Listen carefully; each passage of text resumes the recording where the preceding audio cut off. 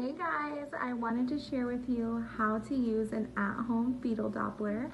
I was sent one by SpringBud and I am so excited to share with you how I use mine and how you can find your baby's heartbeat whenever you want in the comfort of your own home. This is the SpringBud fetal Doppler, and it's extremely light and easy to use. When receiving your SpringBud fetal Doppler, it includes a manual, machine, the probe, and gel. You can use this in the comfort of your own home to help give you peace of mind. To start, you can choose to lie down in a comfortable place such as on a sofa or bed, then dab the ultrasonic gel onto the probe faceplate to decrease noise and help boost your result. You will want to make sure that the surface of the probe should be contacted fully on your skin.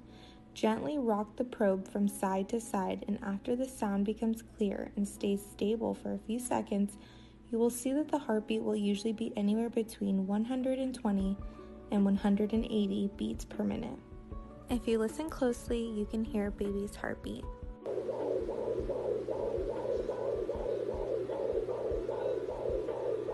This will be a lot faster than any adult's heartbeat. In the earlier stages of pregnancy, the site of the heart of the fetus is 1/3 below the navel line.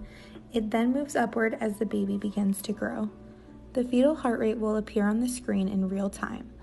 Also remember, if you are trying to get the reading of the fetal heart rate in the earlier stages of pregnancy, the heartbeat may not be strong enough to hear on the baby, or the baby may be in a position that does not allow the fetal Doppler to obtain a clear reading. In this case, it might be wise to try again in a few minutes or on the following day.